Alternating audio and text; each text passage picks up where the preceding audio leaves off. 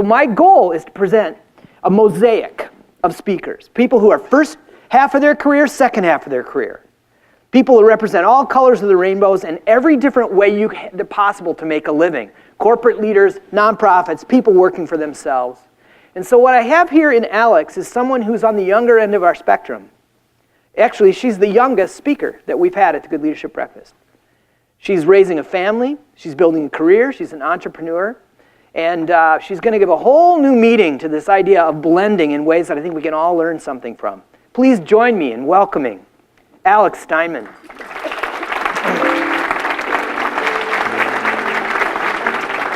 Thank you. Thanks. Hi, everyone. I didn't know I was the youngest speaker, so thanks for that. Feel like Beyonce up here, so I'm just going to do this for a second. I fluffed my hair at sitting over there in case anyone saw. The higher the hair, the closer to all of you, so I'm feeling very close to you right now. I brought my notes because I'm living my truth, so accept that, thank you. But I'm just going to dive right in because that's what Paul said to do. I grew up in an amazing household. I'm an only child with two very loving parents. And I grew up with a lot of high expectations for myself. As a young African-American woman, there's a lot of expectations from my parents, from myself, wanting to beat the odds. My family, both my parents came from homes that were either blue collar or no collar, kind of climbing their way up, and they created an amazing life for me that I never wanted to take for granted. So I was very lucky in that sense, recognizing my privileges very early on. And that kind of sense of needing to achieve started really early. I can remember when my father, in about second grade, he came to me and was like, Alex, if you bring home A's, your life will be easy. Can you imagine having that kind of choice every single day to just bring home a report card full of A's and everything's great? I mean, that's what happens in your adult life, correct? Like you just get to bring home a nice report card every single day that has an A on it and your life is extremely easy. And I'll tell you, that kind of gave me a little bit of a perfection complex growing up and into my life. Basically, I quit things that I'm not very good at because I need those A's. I don't want F's. So I just was like, finance, not great. Moving on. Math, not great. I'll have to come to the finance breakfast. I think I probably need to work on that. Don't look at my circle, please. That's where I'm not moving at all. But I focused a lot on my strengths, which actually benefited me because I was fairly good at sports. I was fairly good at writing and did pretty well in school. But that seeking A's and seeking to grow my resume as fast and as long as it could be was a lot of juggling and a lot of seeking some sort of balance that, as if it's a thing that you go and achieve and that you win and it's a trophy, as I was looking for. And the goal quickly became to acquire kind of as many of these things as possible. So I got really busy as a young kid and got really busy in high school, participating in pretty much everything that you could lay your hands on. Prom, planned it. Lacrosse, was the captain of it. Tried to get into everything. And when I got to college, all of those things kind of go away. Nobody really gives a shit that we're in National Honor Society. Nobody really cares that you had all A's or that you bring home report cards. Your 4.0 is now a 0, and you got to start over.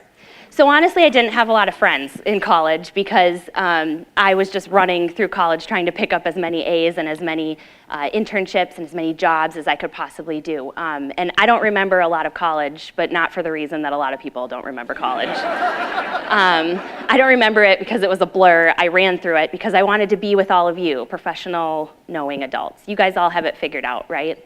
Every single person here. That's why you're here, is to just talk about how you have it all figured out. Paul has it all figured out. Talk to him more.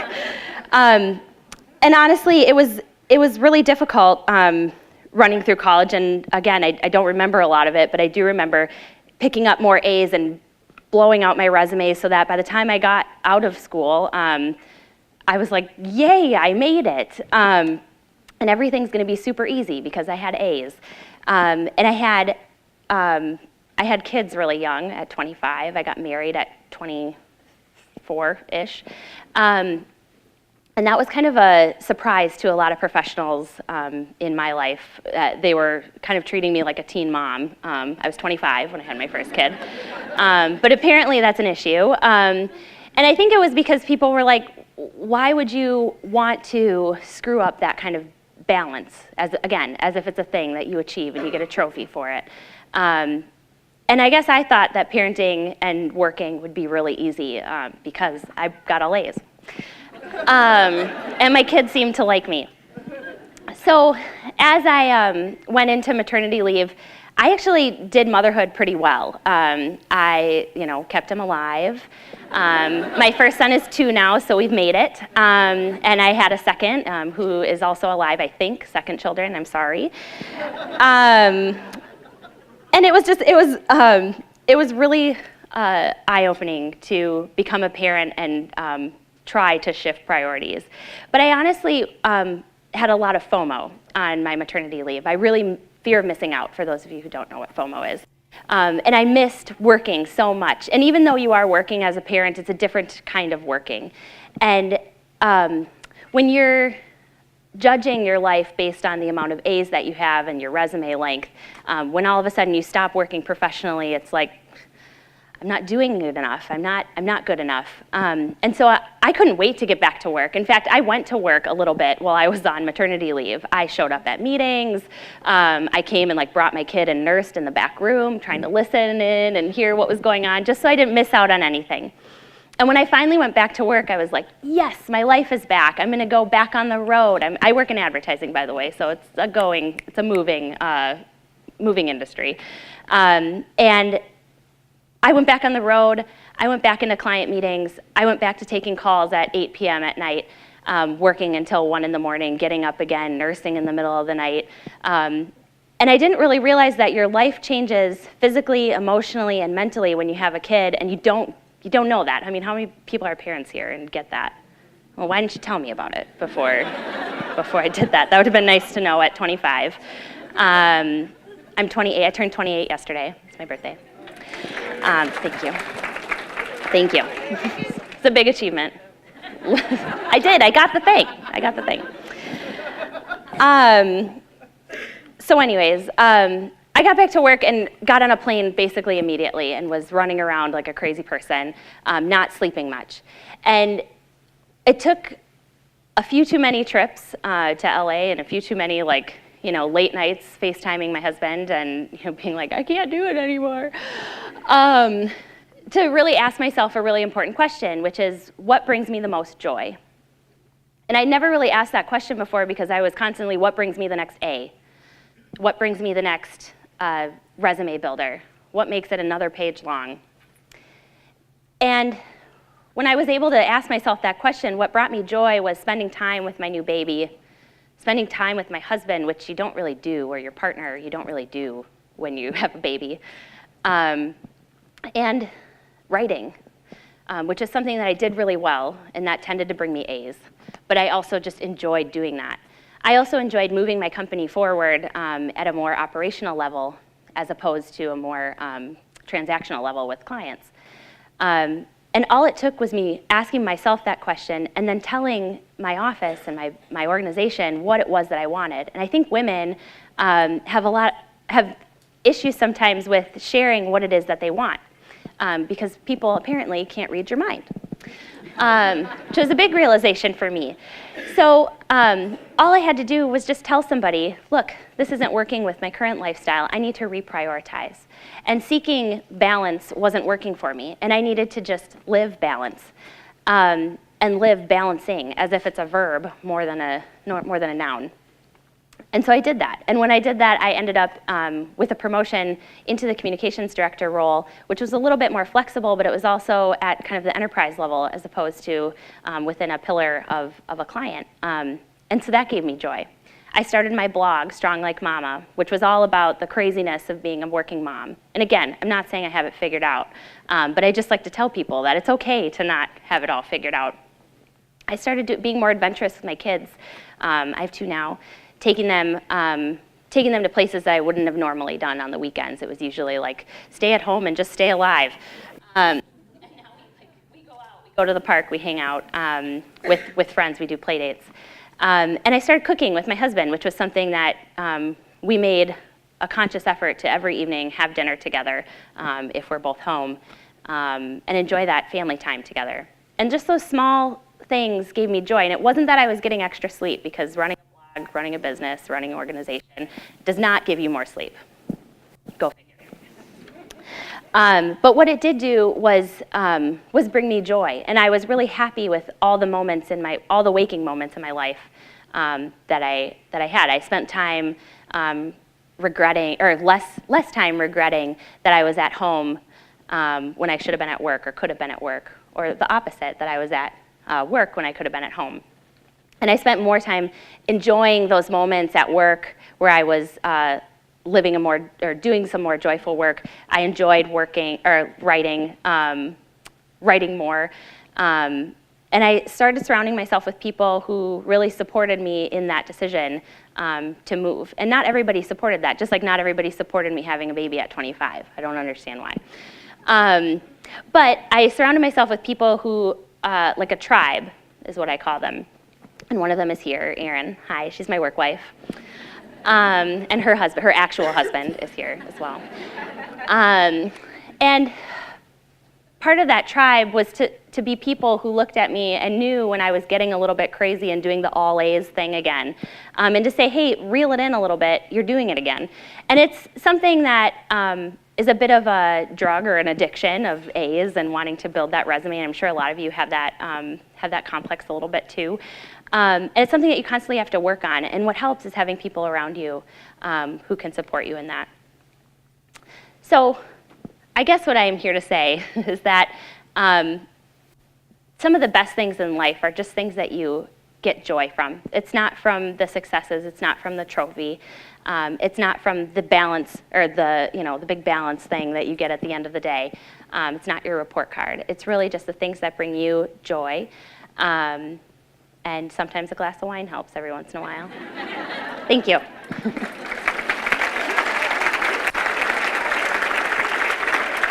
Thank you, Alex. Thank you. Thank you so much. Mm-hmm. Well, Alex touched on her family life and how that's affecting her as a leader. So the table discussion question here is, how does your family help you be a better leader, and why?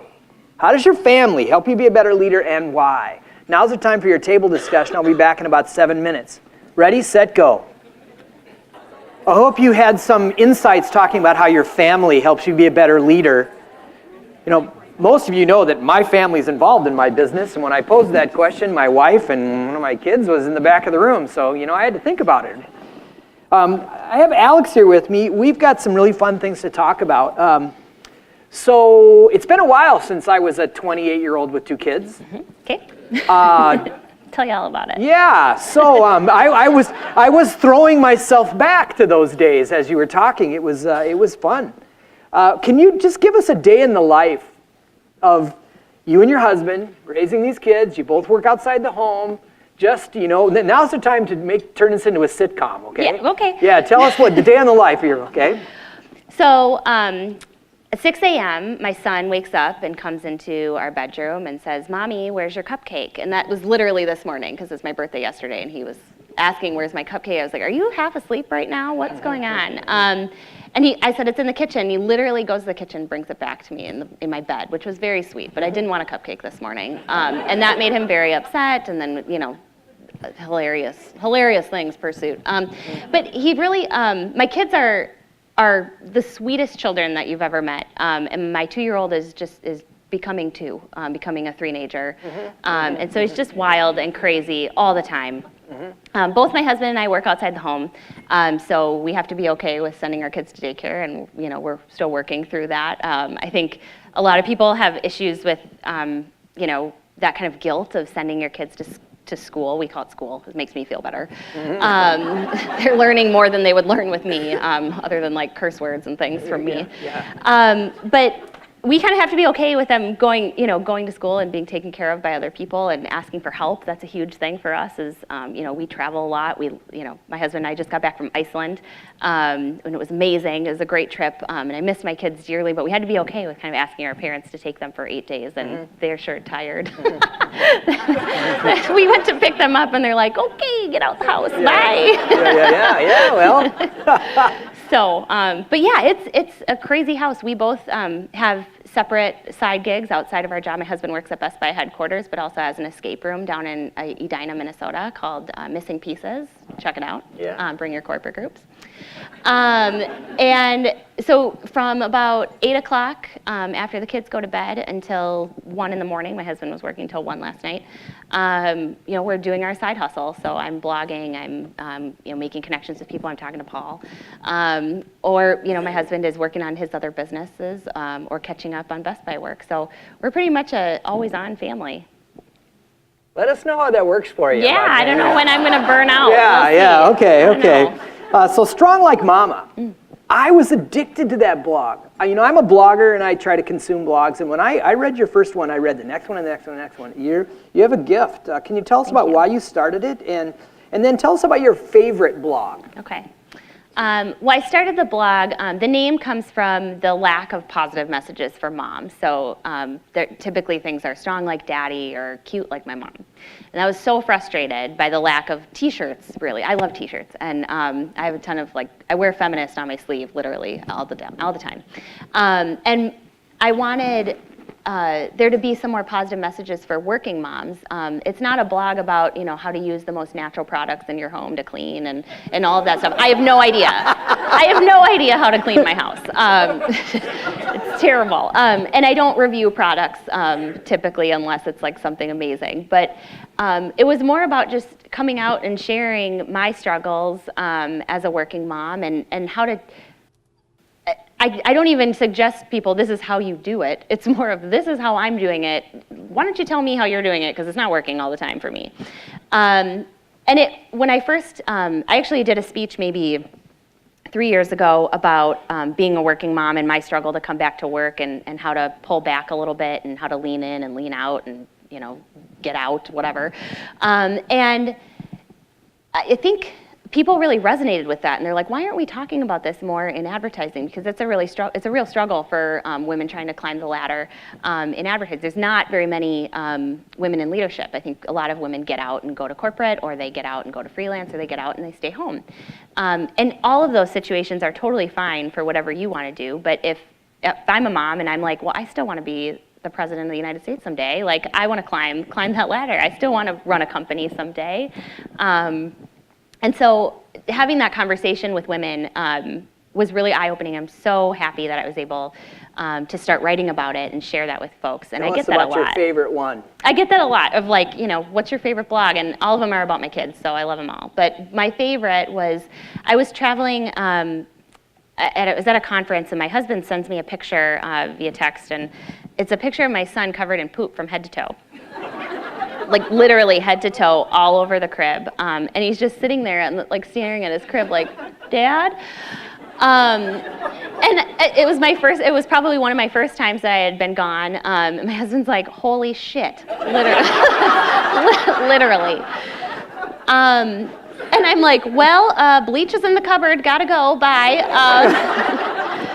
So I wrote about that and I actually have, the only product review I have is how to best use bleach to clean poop out of a tub, so. So yesterday was a big day, you had a birthday, but also something else happened. Tell us about that. Yeah, so I helped start an organization called Minneapolis Mad Women, and I was the vice president for the last year, and I was voted president yesterday. What do you do with Minneapolis Mad Women? So yeah, before you clap, it could be terrible.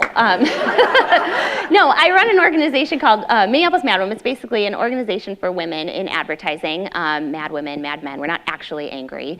And essentially, we're working to close the gender gap through really bold conversations about gender inequality and diversity inequality within advertising. So we work with a lot of agencies and corporate groups and marketing in the Minneapolis area and outside to spark those conversations and encourage women to continue their pursuit for greatness in advertising.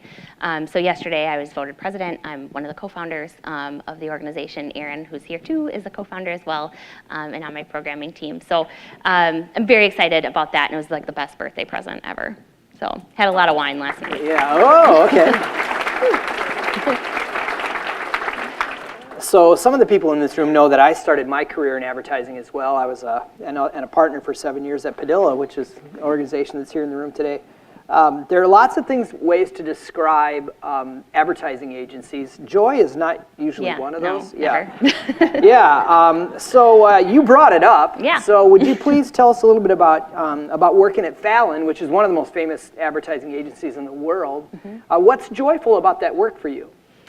I think we work with a lot of people. The reason why Fallon is the most successful place, or has been noted as one of the most successful places, is that our talent is amazing, and the work that we put out is stuff that people create. It's like art with a purpose.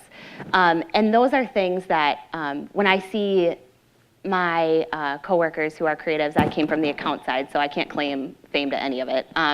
But when I see the work and the blood, sweat, and tears literally that they put into this stuff until 3 in the morning, 6 in the morning, until literally up to the meeting the next day, and see that get recognized for its brilliance, for it actually doing what it was supposed to do, for it making people feel things outside of what you'd typically think of advertising, which when you skip it. When people don't skip it, that's a good thing. And so seeing people's work come to life brings me joy. And so that's why I wanted to move into this position of communications director, because I actually help promote the work out in the world. I advertise the advertising, is how I explain my job. And that's what brings me joy, is kind of seeing art with a purpose come to life. Awesome. Yeah. Well, let's talk a little bit about your future. So we have an aspirational framework that we use in all of our coaching, whether it's teams or individual executives. And we think about it 20 years out from now. That's kind of the big, hairy, audacious goal concept that Jim Collins created. 7 years out is your personal vision, 3 years as your strategic plan, and then this year right now, 7Fs is a really good way of judging that. So I usually ask these future questions to people who are at least 20 years older than you. Okay. So, like retirement? Yeah, well, yeah. And so, what can we look forward to seeing if we follow you? An empire.